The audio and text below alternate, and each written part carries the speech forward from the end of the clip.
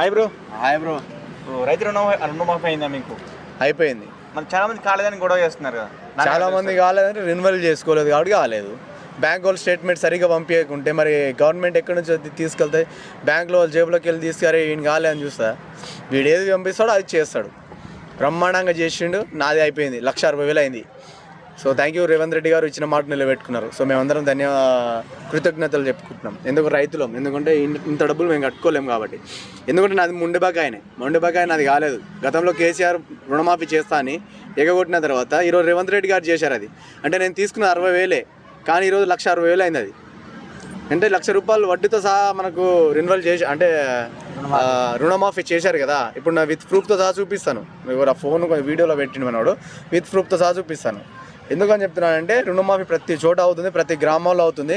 కాలేదంటే వాళ్ళు గతంలో ప్రభుత్వాలు నిర్లక్ష్యం చేయడం వల్ల అవి మొండిబకాయలుగా మారి రైతులకు ఏ టైంలో రెన్యువల్ చేయాలో తెలియక ఆ టైంకి మొండిబకాయలుగా ఎక్కువ అయిపోయి 2 లక్షలకు మించి అయిపోతే దానికి చేయట్లేరు. మరి రేవంత్ రెడ్డి సొంత గ్రామంలో మొన్న ఇద్దరు జర్నలిస్టులు, మహిళా జర్నలిస్టులు దాడి గురించి మీరు ఎలా స్పందిస్తారు? వాళ్ళు కూడా రుణమాఫీ గురించి అడగడానికి వెళ్ళారు. సో దాని గురించి అయితే నాకు ఐడియా లేదు బ్రో. డెఫినెట్లీగా మేబీ దాని మీద ఎలాంటి దాడి జరిగిందో నాకు క్లారిటీ లేదు. బట్ రుణమాఫీలు అయితే అయ్యాయి ప్రతి చోట. అది మొండిబకాయల ఇష్యూ మీదనే ఆగింది. ఎందుకంటే మా ఫాదర్కి మొండిబకాయ ఉంది కాబట్టి ఆగింది. అది వాస్తవమే. మొండిబకాయలకినాక కొంచెం ఎలిజిబిలిటీ ఉంటే అందరికీ పాసిబుల్ ఇచ్చాడు. నాతో 3 days తర్వాత ఉండే అంటే ఇచ్చిన డేట్కి.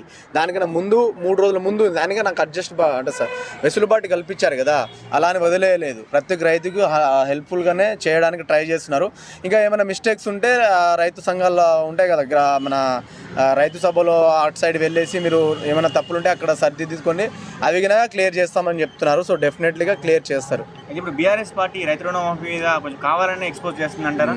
బొచ్చేం కాదు, వాళ్ళకి చేయనికి చాలా కాదు, ఇది కాదు ఇల్లు తగలబెట్టడానికి ఇది ఉంటారు కదా, పంచాయతీ ఉంటుంది కదా. ఇప్పుడు బీఆర్ఎస్ ప్రభుత్వం రుణమాఫీ చేసింది. నాది ఎప్పుడు తీసుకున్నాను? 2015లో తీసుకున్నాను. అప్పుడు గవర్నమెంట్ ఎవరిది? 2018లో రుణమాఫీ చేశారు. మరి అప్పుడు గవర్నమెంట్ ఎవరిది?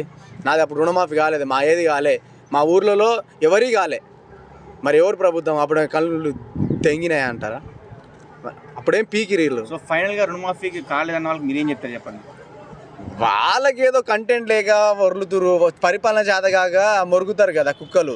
ఆ కుక్కలు అంటే వాళ్ళు వీళ్ళంటాడు. ఎందుకంటే తెలంగాణ కేసీఆర్ వల్లనే వచ్చింది, కేటీఆర్ వల్లనే వచ్చింది, వీళ్ళ వల్ల వచ్చింది అంటే ఎవరి వల్ల వేస్తే ఏంది?